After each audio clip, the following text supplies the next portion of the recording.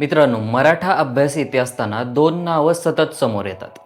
एक म्हणजे जयदेव शकावली आणि दुसरं म्हणजे जयदेव करिना. पण हे दोन्ही ग्रंथ एकसारखे आहेत का, की पूर्ण वेगळे आहेत?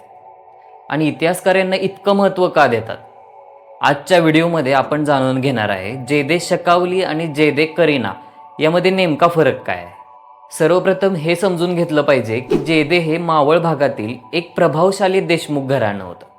कान्होजी जेदे हे स्वराज्य स्थापनेच्या सुरुवातीच्या काळात छत्रपती शिवाजी महाराज यांचे विश्वासू साथीदार मानले जातात. मावळातील अनेक सरदारांना स्वराज्याकडे वळवण्यात जेदे घराण्याची मोठी भूमिका होती. आता आधी आपण जाणून घेऊया जेदे शकावली म्हणजे काय ते. शकावली म्हणजे घटनांची वर्षानुसार नोंद. आज आपण जसं टाइमलाईन म्हणतो तसंच काहीच. यामध्ये युद्धांच्या तारखा, मोहिमा, जन्म, मृत्यू, किल्ले जिंकण्याच्या घटना अशा गोष्टींच्या छोट्या छोट्या नोंदी आहेत. भाषा खूप संक्षिप्त आहे. कुठलीही मोठी कथा नाही, फक्त घटना आणि त्यांचं वर्ष.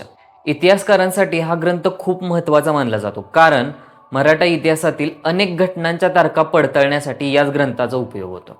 उदाहरणार्थ, छत्रपती शिवाजी महाराज यांच्या काही मोहिमांच्या तारखा समजण्यासाठी इतिहासकार जयदेव शकावलीचा आधार घेतात. आता दुसरा ग्रंथ म्हणजे जयदेव करिना. करिना म्हणजे हकीकत किंवा वृत्तांत.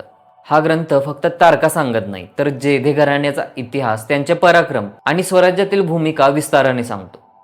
यामध्ये जयदेव घराण्याची वंशावळ, मावळातील राजकारण, स्वराज्य स्थापनेतील योगदान, अफजल खान मोहिमेतील भूमिका अशा गोष्टी सविस्तरपणे दिलेल्या आहेत.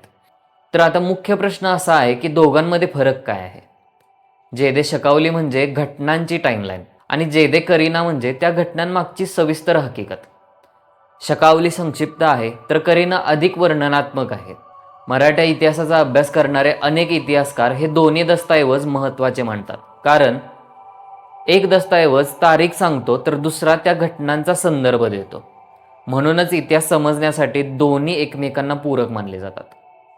तर मित्रांनो, आज आपण जाणून घेतलं जयदेव शकावली आणि जयदेव करिना यामधला फरक. व्हिडिओ आवडल्यास लाईक करा, शेअर करा, कमेंट करून सबस्क्राईब करायला विसरू नका. धन्यवाद.